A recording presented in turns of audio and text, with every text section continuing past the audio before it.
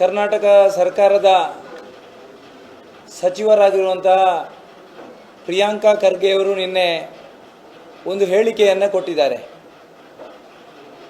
ರಾಷ್ಟ್ರೀಯ ಸ್ವಯಂ ಸೇವಕ ಸಂಘ ಮತ್ತು ಬಜರಂಗ ದಳ ಸಂಘಟನೆಯನ್ನು ನಾವು ನಿಷೇಧ ಮಾಡ್ತೇವೆ.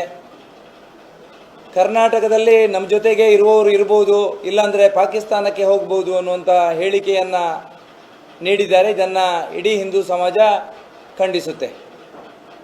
ಮತ್ತೆ ಹೇಳಿಕೆಯನ್ನು ಕೊಡತಕ್ಕಂತಹ ವಿದ್ಯಮಾನಗಳು ಗೊಂದಲಗಳ ಗೂಡನ್ನಾಗಿ ಪರಿವರ್ತನೆ ಮಾಡತಕ್ಕಂಥ ವಿವಿಧ ರೀತಿಯ ಬೆಳವಣಿಗೆಗಳನ್ನು ಬಿಟ್ಟು ತಾಕತ್ತಿದ್ರೆ ಅವರು ರಾಷ್ಟ್ರೀಯ ಸಂಘಟನೆ ಆಗಿರ್ತಕ್ಕಂಥ ರಾಷ್ಟ್ರೀಯ ಸ್ವಯಂ ಸೇವಕ ಸಂಘ ಮತ್ತು ಬಜರಂಗ ದಳವನ್ನು ನಿಷೇಧ ಮಾಡಬೇಕು. ಅದರ ಪರಿಣಾಮ ಏನಾಗಿರುತ್ತೆ ಅನ್ನೋದನ್ನು ಮುಂದಿನ ದಿವಸದಲ್ಲಿ ಹಿಂದೂ ಸಮಾಜ ಶಕ್ತಿ ಪ್ರದರ್ಶನದ ಮುಖಾಂತರ ತೋರಿಸುತ್ತೆ ಅನ್ನತಕ್ಕಂಥ ವಿಚಾರವನ್ನು ಅತ್ಯಂತ ಸ್ಪಷ್ಟವಾಗಿ ಉಲ್ಲೇಖ ಮಾಡೋದಕ್ಕೆ ಇಚ್ಛೆ ಪಡ್ತಾ ಇದ್ದೇನೆ. ಇವತ್ತು ಸರ್ಕಾರ ಬಂದ ನಂತರದ ದಿವಸಗಳಲ್ಲಿ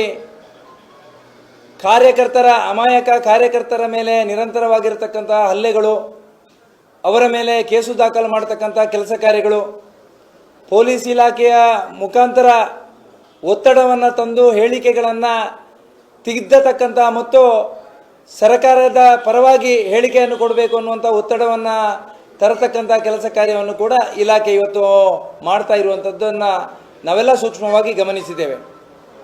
ನಿನ್ನೆ ಮಾಣಿಯಲ್ಲಿ ನಡೆದಿರತಕ್ಕಂಥ ಕಾರ್ಯಕರ್ತನ ಮೇಲೆ ನಡೆದಿರತಕ್ಕಂಥ ಹಲ್ಲೆ, ಸುಳ್ಯ ಭಾಗದಲ್ಲಿ ನಡೆದಿರತಕ್ಕಂಥ ಘಟನೆಯ ಸಂದರ್ಭದಲ್ಲಿ ಕೂಡ ಇಲಾಖೆ ತಮ್ಮ ಕರ್ತವ್ಯವನ್ನು ಪಾಲಿಸದೆ ಒಂದಷ್ಟು ಸಹಕಾರ ಕೊಡತಕ್ಕಂಥ ಕೆಲಸ ಕಾರ್ಯವನ್ನು ಮಾಡ್ತಾ ಇರುವಂಥದ್ದನ್ನು ಇಡೀ ಹಿಂದೂ ಸಮಾಜ ಖಂಡಿಸುತ್ತೆ.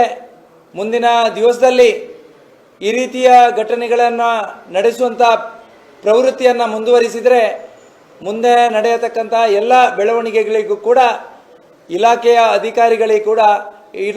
ಅಧಿಕಾರಿಗಳೇ ಹೊಣೆಗಾರರಾಗ್ತಾರೆ ಅನ್ನತಕ್ಕಂಥ ವಿಚಾರವನ್ನು ಅತ್ಯಂತ ಸ್ಪಷ್ಟವಾಗಿ ಉಲ್ಲೇಖ ಮಾಡ್ತಾ, ಸರ್ಕಾರ ಚುನಾವಣೆಯ ಸಂದರ್ಭದಲ್ಲಿ ಘೋಷಿಸತಕ್ಕಂಥ